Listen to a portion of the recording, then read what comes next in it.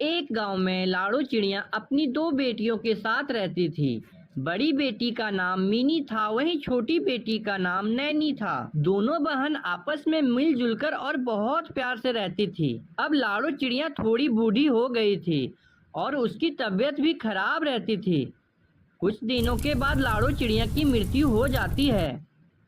तभी मीनी और नैनी के चाचा जी उनके घर आते हैं और मीनी अपने चाचा से कहती है, चाचा जी, अब तो माँ भी नहीं रही। पिताजी हमें पहले ही छोड़कर चले गए थे। माँ की भी मृत्यु हो गई। अब हम दोनों का आपके अलावा और कोई भी नहीं है। अब आप ही हमारे माता पिता के समान हैं। अब आप ही हमें सही रास्ता दिखाइए। हमें क्या करना चाहिए?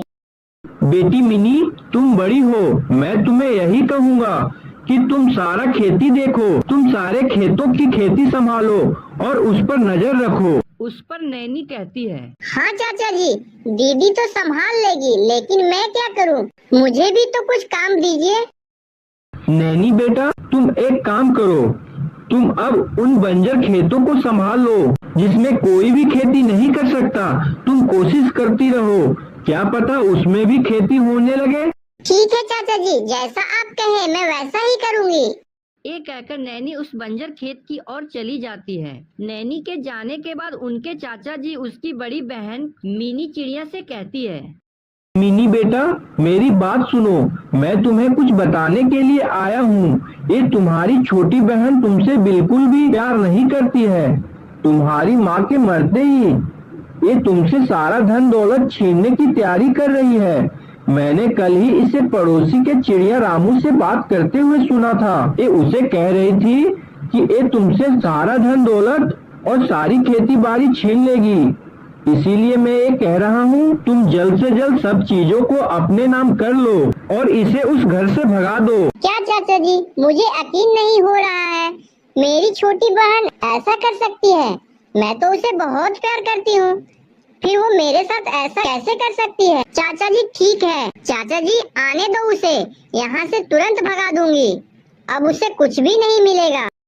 शाम हो जाती है। नैनी खेतों में मेहनत करने के बाद घर लौट आती है। मीनी चिड़िया बहुत गुस्से में थी। वो नैनी से कहती है, नैनी, मुझे तेरी सच्चाई मालूम हो चुकी है। तुम लोगों के साथ मिलकर साजिश रच रही हो। कोई बात नहीं, तेरी सारी चालाकी तुझी पर ही भारी पड़ेगी। निकल जा मेरे घर से, दोबारा अपनी शक्ल मत दिखाना मुझे। जा, चली जा यहाँ से। मेरे खेत और मेरे खलिहान की तरफ नजर भी मत आना। ना तो तेरी इस घर में कोई हक है, ना ही मेरे खेत पर कोई हक है। वो खेत और ये घर सब कुछ मेरा है। निकल जा यहाँ से। दीदी, ये तुम कैसी बातें कर रही हो? जरूर किसी ने तुम्हारे कान भर दिए हैं। मैंने ऐसा कुछ भी नहीं कहा है। क्या तुम्हें अपनी छोटी बहन पर इतना भी भरोसा नहीं है? क्या तुम्हें लगता है कि मैं तुम्हारे खिलाफ कोई प्लानिंग कर सकती हूँ? मैंने कुछ भी नहीं किया है। मुझे तेरी कोई भी बात नहीं सुनना है नैनी, तू बहुत झूठी है।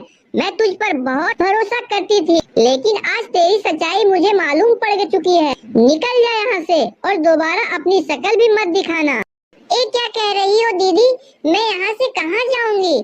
माँ के मरते ही तुमने असली रंग दिखाना शुरू कर दिया। मैं सोच रही थी माँ मर गई है, लेकिन तुम ही मेरी माँ हो। देख नैनी, तेरी इस फालतू की बातों में कोई भी दिलचस्पी नहीं है। तुझे क्या लगता तू ये सब कहेगी तो तुम्हारी बातों में आ जाऊंगी? नहीं नहीं नैनी, मैं तेरी सच्चाई खुद ही देख चुकी हूँ। तू जा, चली जा यहाँ से। अगर तुझे खेती ही चाहिए ना, तो तू उस बंजर खेत रख ले। अगर उसमें खेती हो सकती है तो कर, वरना कहीं जाके मर। मुझे कोई मतलब नहीं है।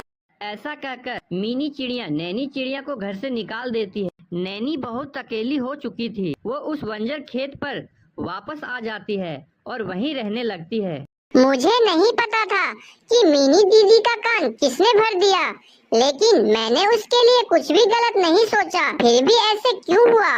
माँ, तुम क्यों चली गई मुझे छोड़कर? पर तुम्हारी बेटी कमजोर नहीं है। अब देखना मैं क्या करूँगी।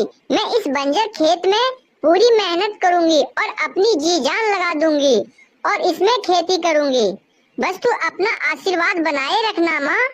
नैनी ने अपने बंजर खेत में मेहनत करना शुरू कर दिया। इसी तरह बहुत दिन बीत गए, लेकिन उस खेत में से कोई भी फसल नहीं हुई। एक दिन नैनी चिड़िया ने अपने खेतों में अनार का बीज बोया और सो गई। अगली सुबह जब उठी तो उसकी आंखें फटी की फटी रह गई।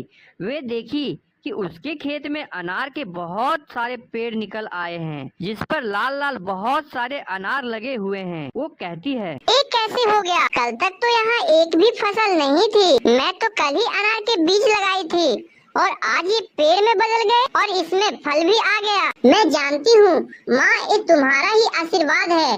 तुम्हारा बहुत बहुत धन्यवाद माँ, मेरी मदद करने के लिए तुम्हारा बहुत बहुत धन्यवाद। मुझे पता था तुम मेरी मदद जरूर करोगी। नैनी अपने पेड़ से अनार तोड़कर उन्हें बाजार में बेच आती है। वह रोजाना यही काम करने लगती है।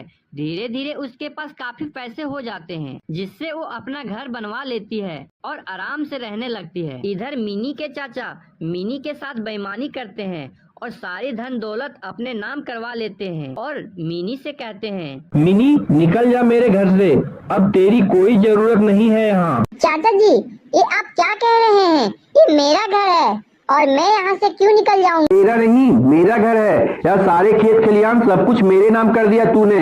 चल निकल यहाँ से, तू तो है ही बेवकूफ। मैंने तुझे जितना बेवकूफ समझा था, तू तो उससे भी ज्यादा निकली। तू बचपन से जिस बहन के साथ रह रही थी, उस पर भरोसा ना करने की बजाय तूने मुझ पर भरोसा किया। यही तेरी गलती है। मैं तो कब से इन सभी जायदादों को हड़पना चाहता था, लेकिन पहले तेरे पिता थे और फिर तेरी माँ आ गई थी। दोनों बड़े चालाक थे।